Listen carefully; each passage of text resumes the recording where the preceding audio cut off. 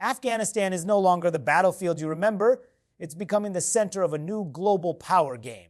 With Putin and Xi standing shoulder to shoulder and America watching from afar, the balance of power is shifting fast. Let's uncover what's really happening behind closed doors. In a move that's turning heads across the world, Russia has once again stepped into the Afghan spotlight, hosting a high-level Taliban delegation in Moscow this week. The meeting took place under what's called the Moscow format, a multilateral platform where regional powers gather to discuss Afghanistan's future. But this time, the tone was more direct and the message from Moscow was unmistakable. Russia's Foreign Minister Sergei Lavrov delivered a strong warning against any kind of foreign military presence inside Afghanistan or even in neighboring countries. He said bluntly that Moscow considers the deployment of foreign military infrastructure by third countries as categorically unacceptable. And let's be real, everyone in that room knew exactly who he was referring to, the United States. This comes right after reports that former U.S. President Donald Trump floated the idea of retaking the Bagram Air Base, a massive military installation that used to be America's main foothold in Afghanistan. Lavrov's statement, backed by the presence of officials from China, Pakistan, Iran, and several Central Asian republics, was clearly aimed at sending Washington a unified message. Stay out of Afghanistan. Russia, China, and their regional partners want to shape Afghanistan's trajectory themselves without another round of Western intervention. During the talks, the Taliban delegation led by Foreign Minister Amir Khan Muttaqi actually received an unusually warm welcome. Lavrov even acknowledged what he called positive steps by the Taliban in maintaining internal stability, countering extremist threats, and curbing drug trafficking. Now, that's a major shift considering that just a few years ago, Russia still had the Taliban listed as a banned organization. But times have changed. After America's chaotic withdrawal in 2021, Moscow saw an opportunity, and now it's moving fast to build bridges with de facto rulers of Kabul. What's interesting is that this isn't just about diplomacy, it's about power, influence, and control in a post-US Afghanistan. Russia wants to ensure that no new American military bases pop up anywhere near its southern borders. It also wants to position itself as a stabilizer in the region alongside China. Both countries have security and economic interests there, from preventing the spread of militancy into Central Asia to tapping into Afghanistan's massive reserves of untapped minerals and rare earths. For the Taliban, this meeting was more than symbolic. It was a moment to claim legitimacy. Amir Khan Muttaqi thanked Russia for recognizing their government and urged other nations to follow suit. He made it clear that the Taliban want formal diplomatic recognition and international investment, and Moscow's public platform gave them just that. So, in essence, what we're witnessing here is a clear alignment forming. Russia and China on one side, trying to pull Afghanistan deeper into their orbit while warning the US and its allies to keep their distance. The meeting in Moscow wasn't just about polite diplomatic talk, it was about redrawing the lines of influence in Central Asia. One of the most eye-catching outcomes from the recent Moscow format meeting was the powerful message sent by regional powers. A message that basically told the United States to stay away from Afghanistan's soil. There have been whispers coming out of Washington that former President Donald Trump and several American defense advisors were seriously considering retaking the old Bagram Air Base. You remember Bagram? It used to be America's biggest and most important military base during the Long War in Afghanistan. But that idea didn't sit well with the countries in the neighborhood. Russia, China, Iran, Pakistan, and even India. All of them came together to deliver a clear and unified no. At the Moscow meeting, these nations issued a joint statement saying that any attempt by a foreign power to build or operate military bases inside Afghanistan or even in nearby countries would be categorically unacceptable. That's diplomatic language, but the meaning is sharp as steel. They were basically saying, we don't want the US back here. And that's significant because it's not often that you see countries like India, China, Russia, Iran, and Pakistan all agreeing on one thing. They might have their own rivalries, but on this issue, they're completely aligned. None of them wants another round of American military footprints in Central Asia. For Russia, this is about security and influence. Moscow sees Afghanistan as part of its strategic backyard, close to its southern borders, and the Central Asian states that rely on Russian protection. The Kremlin has no interest in seeing American troops or aircraft stationed anywhere near that zone again. For China, the concern is different but equally serious. Beijing wants stability across its western borders, especially near Xinjiang, and it's pushing hard to link Afghanistan into its Belt and Road Initiative. A renewed U.S. presence could disrupt those long-term economic ambitions. Even Pakistan and Iran, two countries with complicated ties to both Washington and Moscow, echoed the same tone. Pakistan's representatives made it clear that Afghanistan's sovereignty must be respected and that foreign military activity only leads to instability. Iran's delegation was even more direct, warning that outside interference has never brought peace to this region. India, though historically closer to the U.S., agreed that Afghanistan should not become a playground for global military rivalries again. Behind the scenes, what really drives this shared position is fear that Afghanistan could once again become the center of great power competition. After 2 decades of war and withdrawal, no one in the region wants to see history repeat itself. The regional powers want to handle Afghanistan's problems on their own terms now. And the Taliban, for their part, have publicly said they will not allow any foreign base or troops on Afghan soil. That's something Amir Khan Muttaqi repeated in Moscow, assuring everyone that Afghanistan wants neutrality, not occupation. So this isn't just a diplomatic statement, it's a line in the sand. Russia and China, joined by others, are signaling that the balance of power around Afghanistan has shifted.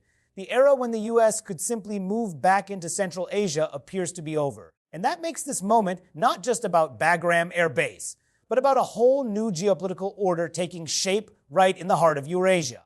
When Russia officially recognized the Taliban government earlier this year, it sent shockwaves through the international community. For the first time since the group's return to power in 2021, a major global power, not just a regional ally, decided to formally acknowledge the Islamic Emirate of Afghanistan as the country's legitimate government. That move didn't just change Afghanistan's diplomatic landscape, it marked a major geopolitical shift, one that could reshape the balance of influence in Central and South Asia for years to come.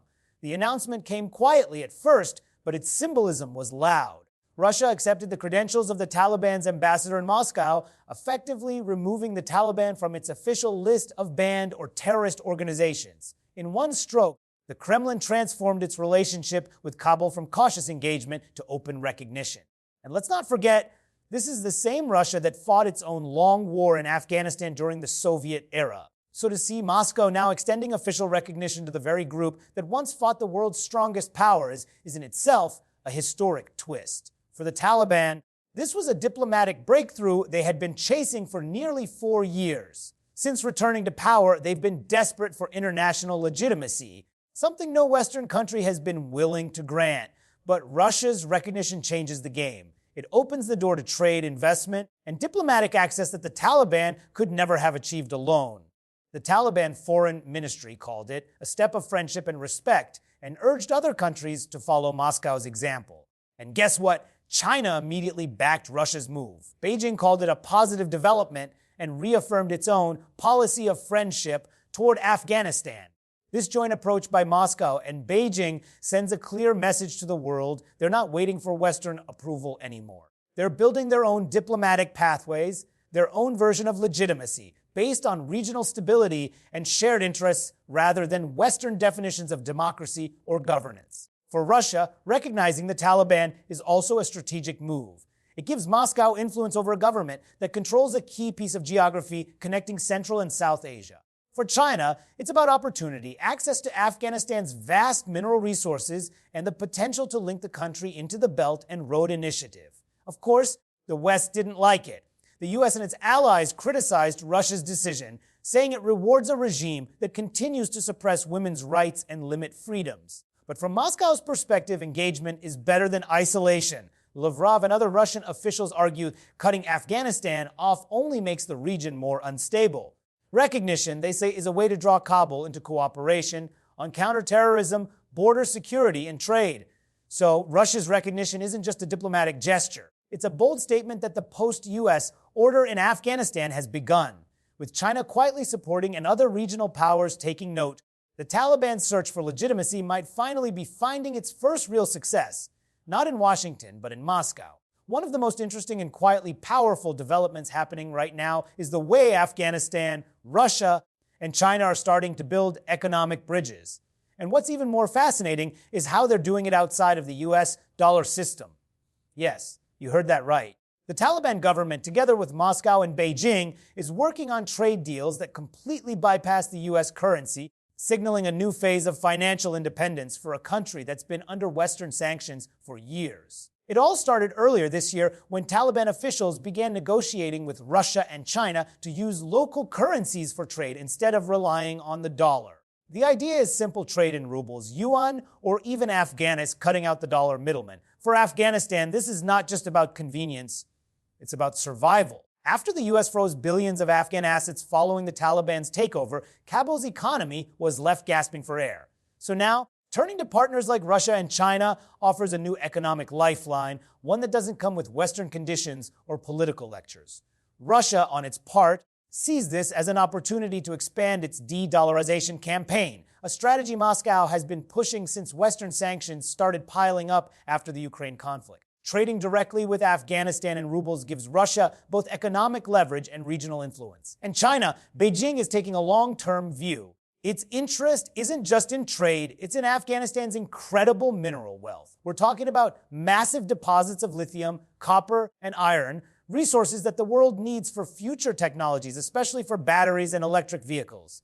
In August, Chinese Foreign Minister Wang Yi visited Kabul and held talks with Taliban leaders about expanding cooperation under the Belt and Road Initiative. Beijing made it clear that it wants Afghanistan to be a part of that massive connectivity project, linking it through infrastructure, mining, and energy corridors. For the Taliban, this is a chance to finally get their economy moving again. They're looking to export agricultural products and minerals while importing fuel, food, and construction materials. The move toward local currency trade reduces their dependency on international banks that are reluctant to deal with them. It also helps them build regional credibility, something they've lacked since taking power. But beyond trade and mining, this partnership represents something much bigger, a shift in global economic alignments. It's part of the growing trend where countries are trying to build systems outside of Western control. China and Russia are presenting themselves as partners that can offer investment and trade without political strings attached. For Afghanistan, that's an offer too tempting to ignore. So what we're seeing is more than just a few trade deals. It's the start of Afghanistan's integration into a new economic order, one led by Moscow and Beijing instead of Washington. And if these deals continue to grow, it could mark the beginning of a long-term economic transformation, where Afghanistan's survival and development are tied not to the West, but to the rising powers of the East. When it comes to Afghanistan's new diplomatic and security posture, things are shifting fast, and the Taliban are making it very clear they're playing by a new set of rules. Gone are the days when foreign powers could simply set up bases, fly drones, or operate intelligence networks inside Afghan territory without resistance. The acting foreign minister, Amir Khan Muttaqi, said it outright in Moscow: Afghanistan will not allow any foreign military bases or troops, period. That statement wasn't just meant for the room, it was directed squarely at Washington, where discussions have been brewing about possibly re-establishing a presence at Bagram Air Base. Muttaqi's words were calm but firm, and they echoed the new reality that Afghanistan wants to project: a sovereign nation, not a battleground for outside powers. At the same time, Afghanistan is trying to reshape how the world sees it on the diplomatic stage. The Taliban are pushing for recognition, but they're also pushing a message. They want to be seen as responsible actors capable of maintaining regional stability. That's why they're engaging so actively in forums like the Moscow format, where countries such as Russia, China, Iran, and Pakistan are all sitting at the same table. The Taliban's argument is simple. They've restored order, they've cracked down on drug trafficking, and they're trying to control extremist threats within their borders. Whether or not that's completely accurate is up for debate, but that's the narrative they're selling, and Russia and China seem to be buying it, at least for now. Meanwhile, the Moscow format countries are talking about deepening counterterrorism cooperation. Russia, China, Iran, and the Central Asian states are worried about the spread of ISIS-K and other militant groups using Afghanistan as a launchpad. So instead of isolating the Taliban, they're engaging them, hoping that partnership can prevent chaos from spilling over into their own territories. The Taliban, on their end, are welcoming this approach because it gives them legitimacy and security guarantees without having to make major concessions to the West. China, interestingly, is walking a fine line here. Beijing is very careful about its security interests. It doesn't want instability creeping across its borders, especially near Xinjiang, So it's supporting Afghanistan's efforts to maintain order, but always in a way that benefits China's economic goals, like protecting future Belt and Road projects. Russia's approach is similar, though more openly political. The Kremlin wants Afghanistan firmly in its sphere of influence and away from Western hands, but it also doesn't want instability spreading toward its Central Asian allies. Still, even as Afghanistan presents this new diplomatic face to the world, it's walking on a tightrope. Human rights concerns, women's education bans, and internal restrictions continue to make many countries cautious about full recognition. But despite the criticism, the Taliban are finding that engagement with Russia and China gives them something they never got from the West: respect, or at least the appearance of it. So right now, Afghanistan's message to the world is bold and clear. We are independent, we are open for business, and we'll handle our own security. Whether that will hold up under pressure remains to be seen, but one thing's for sure, the era of outside control in Afghanistan seems to be truly coming to an end.